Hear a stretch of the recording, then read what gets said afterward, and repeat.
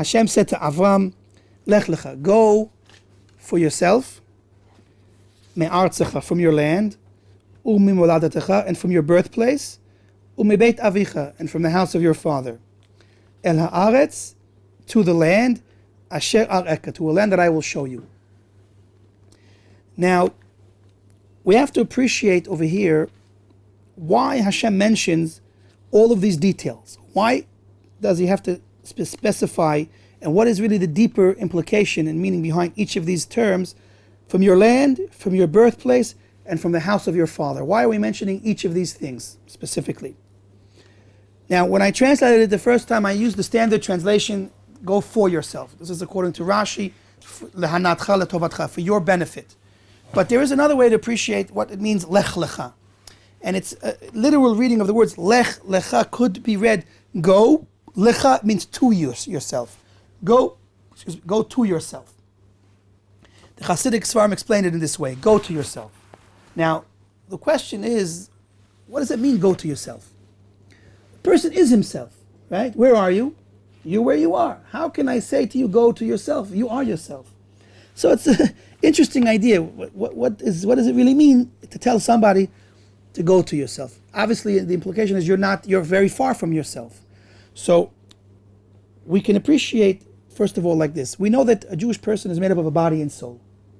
And Hashem threw in there a Yetzer Hara, an evil inclination. And what can happen is that a person can become misguided. He can become disillusioned and become distanced from his true purpose and from his true self, from his soul, from the entity that God created within him, that is the real him.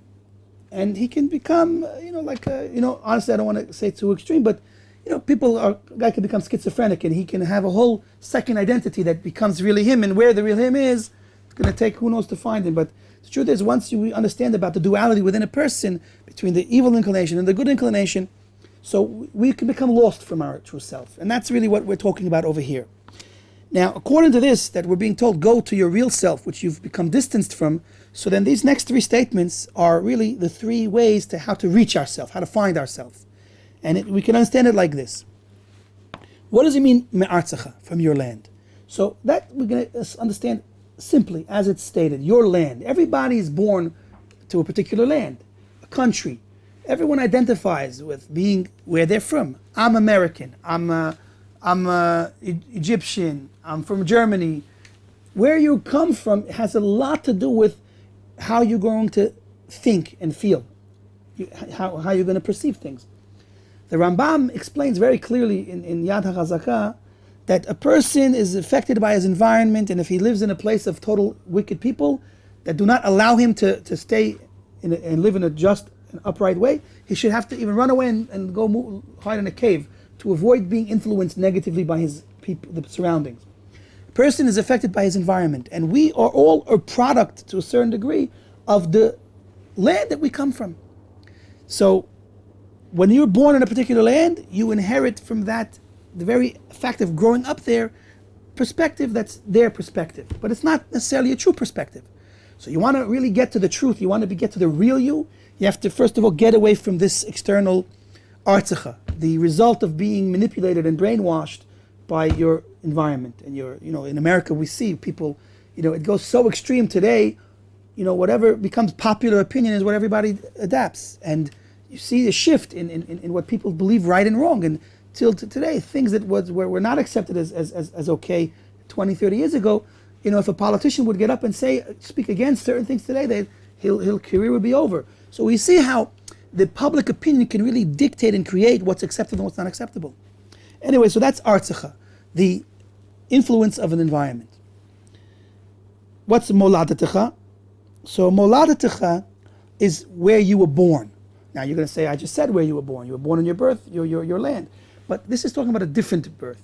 Everyone that's born is born with a certain emotional makeup and a spiritual makeup. He's born with predisposition to certain tendencies, behavioral tendencies, limitations. A smart child is born with potential to be smart. He has to harness it. But a person's born with already, so to speak, the spiritual and emotional DNA that's already there. And he has to develop it. So moladatecha is the nature that a person's born with, the midot, his attributes. Now, nobody's born a tzaddik. A person has to work on himself. And so if a person just allows himself to follow his natural makeup, so if he has a tendency to be angry, so then if he lets it develop, he's going to become a very angry person. If he has a tendency to be selfish, all of the negative midot within a person, anger, selfish, pride, pleasure seeking,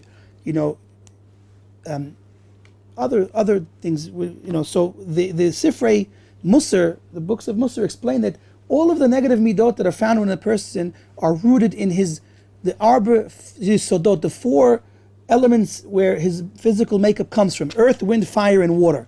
And these are the root of all of the negative attributes, and that's what a person's born with. And so our job is to overcome these negative attributes. If we allow the negative attributes to go in their way, they're going to just grow more negative.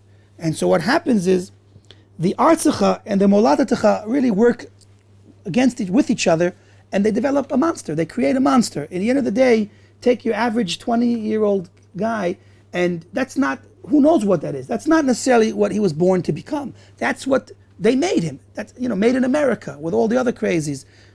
I mean, everywhere there's crazies. I'm not speaking bad about America, but you took a person, you brainwashed him from society, and then he was born with all of these tendencies. So then he just fed off of it, and he became what he became. But that's not, in essence, what he was born to be. And I like to explain it like this: everyone play pinball. You have a pinball machine. So you take a pinball and you put it in the machine, and you just hit it around, and it's being bounced around from place to place. That is the idea of a person's living on just a pure animalistic level of living, which is a result of what he was, his animal desires within, and the different things that he's been programmed to think and feel. So what's the solution? How do you break out of Artzecha and Moladetecha? So the way to break out of it is the last step. You have to break out of Mi Beit Avicha. What's Beit Avicha? So Av, father, is connected with Chachma. So the last step in how to fix the problem is realizing this, that your Chachma, your mindset, is not a true mindset. You're not a real free thinker. You're not like a lot of people believe that I think the way I want to think. It's not true. Look at the clothes you wear. Look at the way you behave. You're really just monkey see, monkey do. You're not a free thinker. You didn't break out from all of the confines of life and society to become a true free thinker. The only way to do that is you have to break out of Artzecha and break out of Moladetecha. And the last step is, if you can accomplish that properly, then you break out of Beis Avicha. You can break out of this limited perspective of life, which is not even your free thinking, it's just your programmed thought process. And the result is the conclusion of the pasuk. If you can break out of Beis Avicha, so you can reach El Ha'aretz Asher Areka.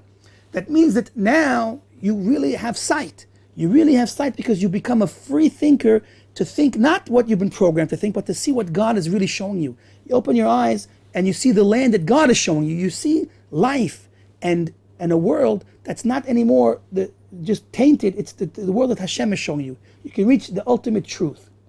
And really that's the journey. When Hashem says to Avraham, Lech Lecha, He's telling this to every Jew. We are all have to do the journey of Avraham. And He's telling you the journey is to find the real truth. Find the real truth. Because when you find the real truth, at the same time you find the real you.